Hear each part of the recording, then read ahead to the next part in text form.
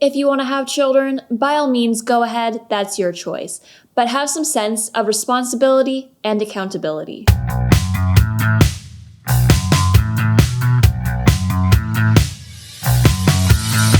What is up, everybody? It's Kelsey with Diary of the Childfree, and welcome back to part 4 of our monthly series, What Would You Do? Today, we'll be discussing a rant I came across on Reddit, talking about how this user's niece destroyed a good majority of her book collection during a visit to her home. And I'm talking covers and pages being torn out and colored on. This user was being visited by her sister-in-law and her niece, but had to step out for a little bit to meet up a friend, as well as stop to pick up some food to bring back. When she returned, she was greeted by what her sister-in-law laughingly described as a cute little accident. And that cute little accident cost this user 15 books. And where was her sister-in-law during this whole situation?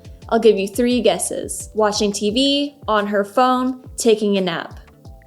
If you guessed on her phone, you'd be correct. According to her sister-in-law, she was doing some work on her phone and that you can't have your eyes on your children at all times. She continued to make matters worse by telling this user that she should have locked her room where the books were, completely bypassing any sense of accountability for her child's actions. What would you do in this situation? This Reddit user clearly explained that she isn't putting any fault on the child. Because when you're 4 years old, you don't necessarily know that what you're doing may be wrong and what the consequences of it may be. If you envision yourself as a 4-year-old who's not getting any attention from your parent or any older adult that may be around, you're likely going to take it into your own hands to find your own form of entertainment. We've all been that young before and know what that kind of boredom as a child feels like. And many of us have personally been in those situations when we were younger, where we did take matters into our own hands when adults simply wouldn't give us the time of day. In this case, it likely didn't register to someone this young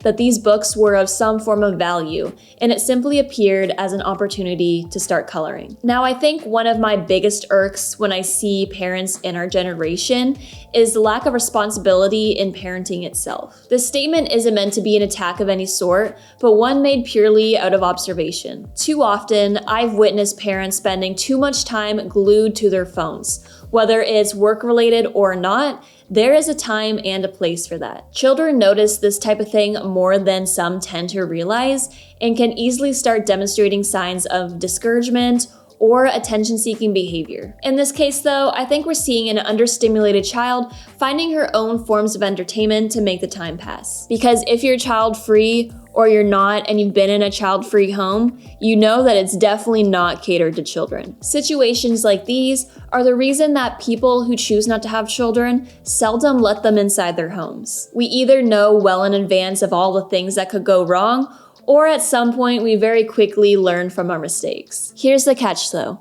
In any situation, regardless of who it may be, no one should have to worry about catering or changing to others within their own home. If you don't have children, that is likely one of the last things that you're going to be worried about. And if friends or family visit with their kids, it is 110% up to them to be watching their children at all times, while also taking on full accountability for anything that does or may happen. Our homes are not child-proofed.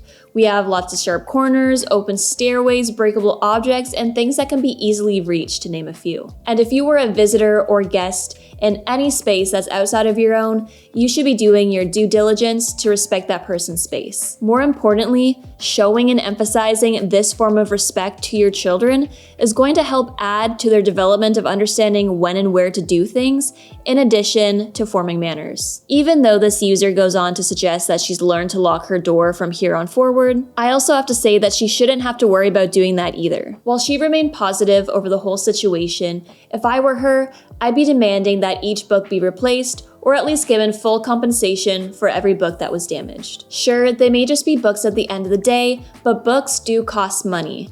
And when you multiply the cost of a book by 15, you could be looking at over $100 to $400. Additionally, I would probably go as far as to lose my trust in ever having these people in my home again.